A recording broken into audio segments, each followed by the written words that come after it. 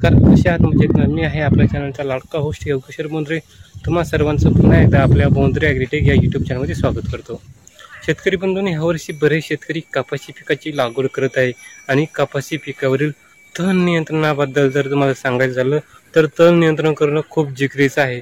तर त्यासाठी अशा प्रकारचे तणनाशक आहे की जे आपण पेरणी अगोदर किंवा पेरल्यानंतर 48 तासाच्या आत जर फवारणी केली तर आपल्याला 45 दिवस एक तणसुद्धा उगणार नाही. तर हीच माहिती आपण आजच्यामध्ये जाणून घेणार आहोत. तर तुम्हाला कपाशी लागवड करायची असेल आणि तण व्यवस्थापन करायचं असेल तर तण व्यवस्थापन करत असताना तुम्हाला कोणकोणते प्रकारचे तणनाशक मार्केटमध्ये अवेलेबल आहे, ती किती प्रमाणात वापरायची आणि कशा पद्धतीने वापरायची अशी A to Z माहिती आपण आजच्यामध्ये जाणून घेणार आहोत. तर व्हिडिओ स्किप नका करू, व्हिडिओ पूर्ण पहा. तर चला आजचा व्हिडिओ सुरू करूयात.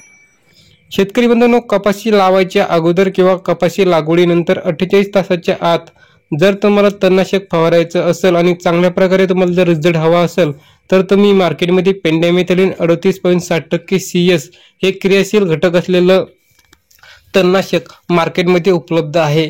तुम्हाला हे तणनाशक फवारणी करत असताना इतकी काळजी घ्यायची आहे, हे फक्त तुम्हाला उगवणीच्या अगोदर फवारणी करणं गरजेचं आहे. तुम्ही याला पेरणीच्या अगोदर किंवा लागवडीच्या अगोदरही फवारू शकता किंवा लागवड झाल्यानंतर 48 तासाच्या आत याची फवारणी करू शकता.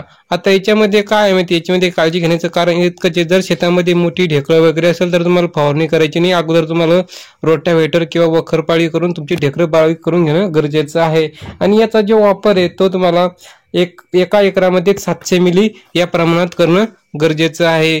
म्हणजेच तुम्ही 1 एकर क्षेत्र असेल तर 1 एकर क्षेत्रामध्ये तुम्हाला 700 मिली तुम्हाला पेंडॅमिथिलिन फवारणी करणं गरजेचं आहे. म्हणजेच प्रति एकरामध्ये तुम्ही 7 पंप टाकता तर 700 मिली भागिले 7 म्हणजे एका पंपामध्ये तुम्हाला 100 मिली या प्रमाणात तुम्हाला पेंडॅमिथिलिन घेणं गरजेचं आहे. आता बघू आपण पेंडॅमिथिलिन हे झालं त्याचं क्रियाशील घटक असलेलं नाव. आता बघू आपण मार्केटमध्ये कोणकोणत्या कंपनीचे तणनाशक उपलब्ध आहे. तर मार्केटमध्ये पेंडॅमिथिलिन 38.60% CS हा क्रियाशील घटक असलेला कंटेन म्हणजे टाटा कंपनीचं पनिडा ग्रँडे हे सुद्धा मार्केटमध्ये चांगल्या प्रकारे तुम्ही याची कपाशी पिकावर वापर करू शकता. तसेच तुम्ही UPL कंपनीचं दूध सुपर सुद्धा पेंडॅमिथिलिन 38.60% CS हे घटक असलेलं येतं. तसेच BSF कंपनीचं स्टॉप एक्स्ट्रा सुद्धा मार्केटमध्ये अवेलेबल आहे. तसेच धानुका कंपनीचं धानु स्टॉप सुपर सुद्धा तुम्ही वापरू शकता. हे जे मी तुम्हाला 4 तणनाशकाची नावं सांगितले, या 4ही तणनाशकामध्ये एकच प्रकारचा कंटेन आहे, तो म्हणजे पेंडॅमिथिलिन 38.7%. हे तुम्ही या 4 पैकी कोणत्याही एका तणनाशकाची तुमच्या कपाशी पिकावर तुमच्या तण नियंत्रणासाठी वापर करू शकतात. फक्त तुम्हाला काय करायचं आहे, हे उगवणीच्या अगोदर तुम्हाला फवारणी करणं गरजेचं आहे. म्हणजे पेरणीच्या अगोदर किंवा पेरणी झाल्यानंतर 48 तासाच्या आत तुम्हाला या औषधाची फवारणी करणं गरजेचं आहे.